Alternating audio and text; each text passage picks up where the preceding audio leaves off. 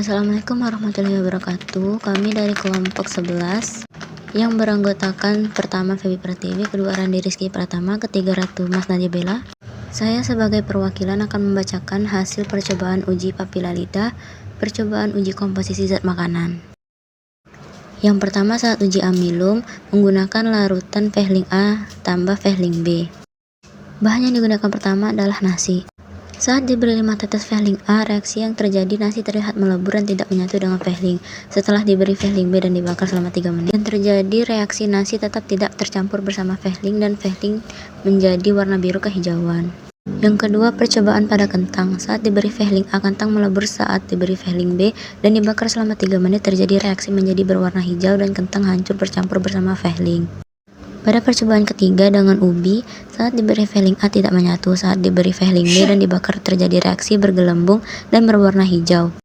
Saat setelah dibakar menjadi warna kuning coklat seperti jamu. Yang kedua, uji glukosa larutan Benedict. Percobaan pertama pada nasi menjadi berwarna hijau kebutukan serta menjadi kental. Percobaan kedua pada kentang menjadi berwarna biru awan dan larutan bercampur bersama kentang. Pada percobaan ketiga dengan ubi tidak tercampur tetapi menjadi warna biru. Yang ketiga, uji protein larutan Biuret.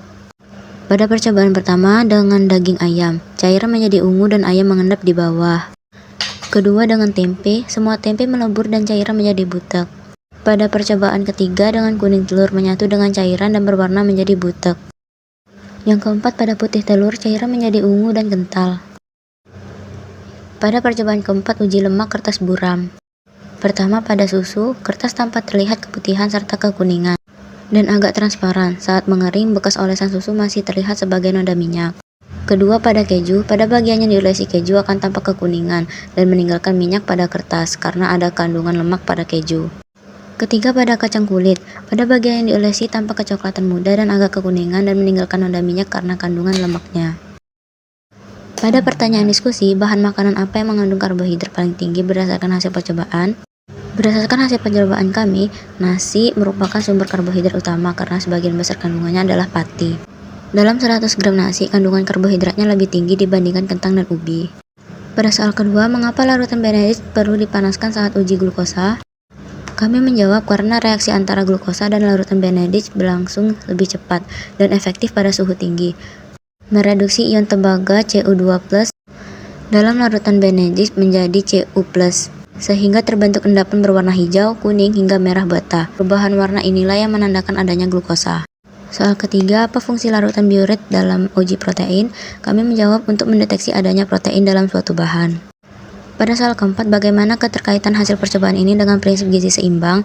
Kami menjawab keterkaitannya adalah hasil percobaan membuktikan bahwa setiap bahan makanan memiliki kandungan gizi yang berbeda. Sehingga untuk memenuhi prinsip gizi seimbang, tubuh harus mengonsumsi beragam jenis makanan, tidak hanya satu jenis saja. Karbohidrat memberi energi, protein membantu pertumbuhan dan perbaikan tubuh, serta lemak menjadi cadangan energi.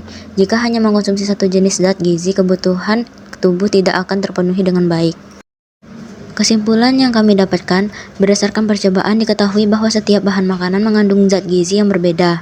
Nasi, kentang, dan ubi mengandung karbohidrat, daging ayam, tempe, dan telur mengandung protein, serta susu, keju, dan kacang mengandung lemak. Percobaan ini menunjukkan pentingnya mengkonsumsi makanan yang beragam untuk memenuhi kebutuhan gizi seimbang. Di sini terdapat foto alat dan bahan yang kami bawa dari rumah. Karbohidrat kami membawa nasi, kentang, dan ubi. Protein kami membawa telur, daging ayam, dan tempe, serta lemak kami membawa susu, keju, serta kacang kulit. Alat yang kami bawa dari rumah, sendok, piring kecil, tisu basah, kertas HVS, serta plastik sampah. Pada bagian ini terdapat dokumentasi saat kami praktikum dan hasil praktikumnya. Inilah hasil percobaan yang kami lakukan pada kertas HVS. Inilah semua catatan yang sudah kami salin ke buku kami masing-masing. Ini hasil catatan Febi. Yang ini hasil catatan Randi Rizky Pratama.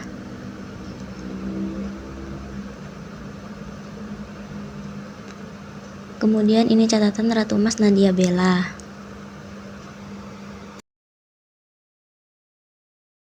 Sekian hasil percobaan yang sudah kami lakukan. Kami akhiri. Wassalamualaikum warahmatullahi wabarakatuh.